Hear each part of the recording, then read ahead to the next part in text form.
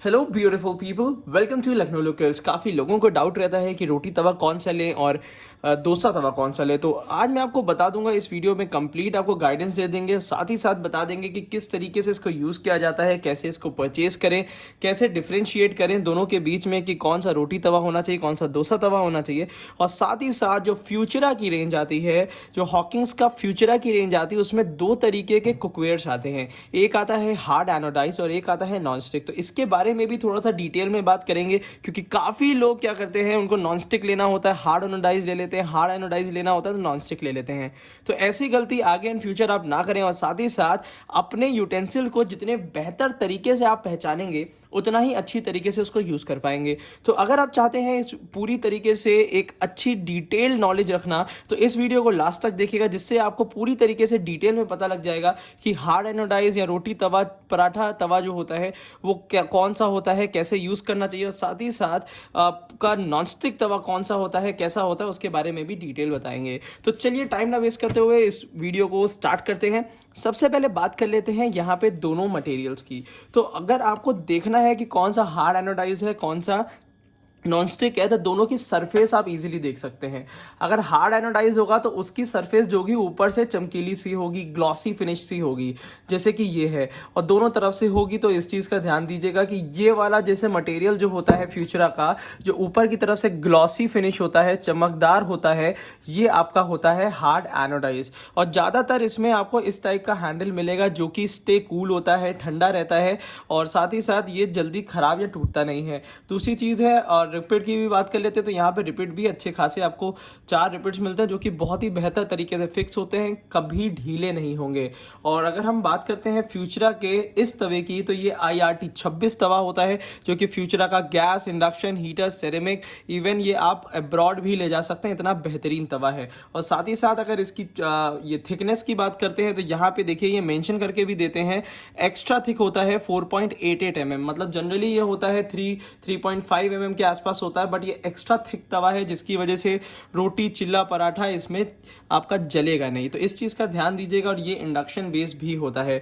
ये 26 सेंटीमीटर है। वैसे अगर आपको रोटी के लिए चाहिए तो इसका बेहतर साइज 24 सेंटीमीटर भी होता है, जिसका लिंक मैंने आपको वीडियो के डिस्क्रिप्शन बॉक्स पे दे दिया है।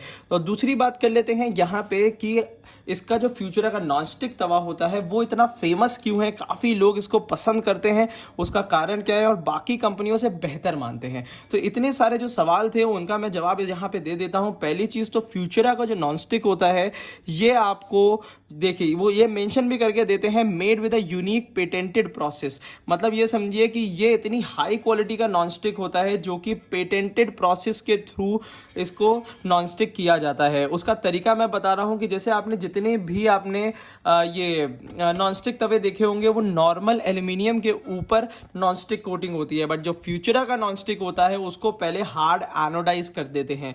जैसे मैंने आपको बताया कि इस टाइप की जो फिनिशिंग होती है ये एनोडाइज फिनिशिंग होती है, और इस टाइप की जो फिनिशिंग होती है ये आपकी नॉनस्टिक फिनिशिंग होती है। तो बिल्कुल ध्यान से देखते जाइएगा, कभी ये बात गलती नहीं करेंगे। तो ये होता है एनोडाइज और ये होता है नॉनस्टिक। तो पहले इसको एनोडाइज कर देते हैं और फिर नॉनस्टिक पूरी तरीके से इसके ऊपर नॉनस्टिक कोटिंग की जाती है। ये नॉनस्टिक कोटिंग की गारंटी जो ये देते हैं वो 2 ईयर्स की देते हैं, इस चीज़ का ध्यान दीजिएगा। और साथ ही साथ अगर आपकी कोटिंग ज़रा सी पील ऑफ होती है तो ये रिकोट करके देते हैं आपको free of cost with in 2 years. इस चीज़ का भी ध्यान दीजिएगा। यहाँ पे ये पूरा आपको एक अच्छा सरफेस दे देते हैं, और साथ ही साथ आपका बैटर यहाँ पे इनकी रिपिड या इस चीज़ पे ना लगे और सफाई रहे, जिसकी वजह से ये थोड़ा सा उठा देते हैं। देखिए यहाँ पे आपको थोड़ा सा उठान मिलेगा, यहाँ से थोड़ा सा कर्व मिलेगा। उसका रीज़न ये होता है कि आपका बैटर इजीली यहाँ तक पूरा फैल जाए। और साथ ही साथ आपको यहाँ ग्रिप करने के लिए यहाँ बैकेलाइट का हैंडल होता है, यहाँ पे 2 स्क्रू से टाइट होता है, नीचे की तरफ 3 रिपिड मिल जाती हैं। और बात करते हैं हॉकिंग्स या फ्यूचरा की रिपिड की, तो ये जनरली ढीली नहीं होती है। यहाँ पे फ्यूचरा की ब्रांडिंग मिल जाती है आपको पूरी तरीके से। ये वाला जो है इसकी थिकनेस की बात करते हैं तो ये भी 4.88 mm का ही है। तो अगर इन दोनों की थिकनेस की बात करते हैं तो थिकनेस दोनों की सेम ही होती है। अच्छा, इतना थिक देने का रीज़न क्या होता है? पहली चीज़ तो इतना थिक जब ये चीज़ें होती हैं, क्योंकि एनोडाइज मटेरियल क्या होता है, एनोडाइज मटेरियल जब भी आप गैस स्टोव में चढ़ाते हैं तो बहुत जल्दी हीट अप होता है और यूनिफॉर्म हीट होती है।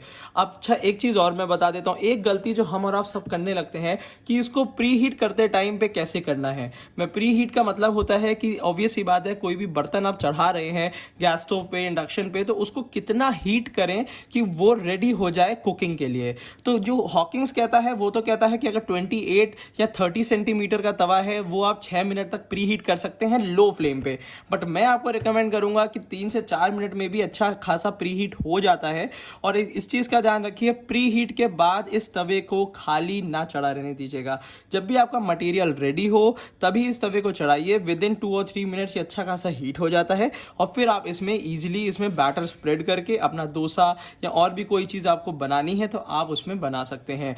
एक चीज़ का और ध्यान दीजिएगा, जो अगर आपके जितने भी फ्लैट तवे होते हैं, जैसे कि यहाँ पे मैं आपको दिखा रहा हूँ, जो फ्यूचरा का नॉनस्टिक तवे में डोसा तवा आता है वो आपका इंडक्शन बॉटम नहीं होता है। जितने भी ये फ्लैट तवे होते हैं फ्यूचरा के, ये गैस स्टोव में ही चलते हैं, तो इस चीज़ का ध्यान दीजिएगा। अगर आप इंडिया के बाहर रहते हैं तो ये वाला तवा ना परचेज करते हुए एक अलग से तवा आता है, वो भी मैं तो आपको दे दूंगा, इसका उसका रिव्यू भी मैं आगे करूंगा। बट अगर अभी आपको परचेज करना है इंडक्शन बेस्ड फ्यूचरा का नॉनस्टिक तवा, तो उसका भी लिंक मैं अलग से मेंशन कर दूंगा। तो वो भी सिमिलर क्वालिटी के साथ ही मिलता है, बस ये होता है कि साइड से कर्व होता है और नीचे की तरफ से उसमें इंडक्शन बॉटम होता है। तो अगर वो चीज़ आपको परचेज करनी है तो सिमिलर क्वालिटी होगी और खासियत भी वही चीज़ सेम होती है।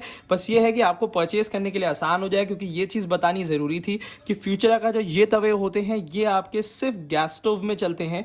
और जो फ्यूचरा का एक और जो तवा आता है जो आपका इंडक्शन बॉटम के लिए भी होता है, वो साइड में जरा सी कगर होती है जिसमें, वो उसका लिंक मैं आपको वीडियो के नीचे दे दूंगा और लिख दूंगा अलग से कि उसमें आप इंडक्शन बेस होता है, तो उस चीज़ का ध्यान दीजिएगा। तो वो भी मैं आपको दे दूंगा और साथ ही साथ उसका बहुत जल्द उसका रिव्यू भी कर दूंगा। साथ ही साथ यहाँ पे बात करने वाले थे इसकी, तो ये वाला जो अवेलेबल होता है, जो मैं आपको वेरिएंट दिखा रहा हूँ, ये 28 सेंटीमीटर का है। इस चीज़ का ध्यान दीजिएगा। इसमें 30 सेंटीमीटर भी आता है, 33 सेंटीमीटर भी आता है। जनरली अगर आप छोटे डोसे या नॉर्मल साइज़ का लेना चाहते हैं आराम से जिसमें स्टैक हो जाए, तो ये तवा 28 सेंटीमीटर का है, काफ़ी लोग पसंद करते हैं। बट इसमें 30 सेंटीमीटर भी बिल्कुल सेफर साइड रहेगा। अगर 30 सेंटीमीटर का तवा लेते हैं, वो ना ज़्यादा बड़ा होगा ना छोटा होगा, तो वो भी आपके लिए बहुत अच्छा प्रेफरेंस हो सकता है। और अगर बड़ा ही तवा चाहिए तो इसका 33 सेंटीमीटर का तो कोई मुकाबला ही नहीं है।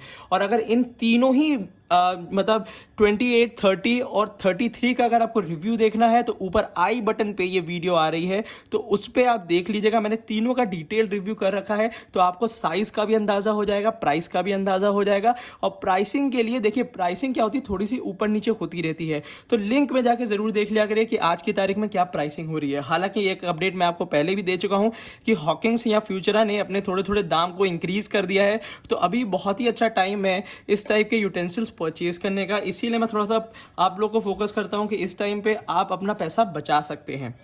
अगर बात कर लेते हैं दोनों की प्राइसिंग की, तो हालांकि आप यहाँ पे देख रहे हैं ये 1285 मतलब 1285 की प्राइसिंग में है। हालांकि जो मैंने लिंक दिया है उसमें अच्छा खासा डिस्काउंट आपको मिल रहा है, तो आप इसको परचेज कर सकते हैं। अगर हम बात करते हैं 26 सेंटीमीटर की, तो हो सकता है कि इसका 24 सेंटीमीटर रोटी तवा अवेलेबल हो, तो वो लिंक में जाके एक बार आप देख लीजिएगा। और साथ ही साथ अगर और भी कोई डिटेल की अगर आपको ज़रूरत होती है तो वो हमें ये कमेंट बॉक्स पे कमेंट कर लीजिएगा और उसमें फिर हम आपको रिप्लाई कर देंगे। तो अगर आपको ये वीडियो पसंद आई हो और आपको लगा हो कि थोड़ी बहुत डिटेल आपको पता लगी है कि कौन सा तवा आपको लेना चाहिए, नॉन स्टिक लेना चाहिए या ये वाला लेना चाहिए हार्ड एनोडाइज, तो वो आप परचेज कर सकते हैं।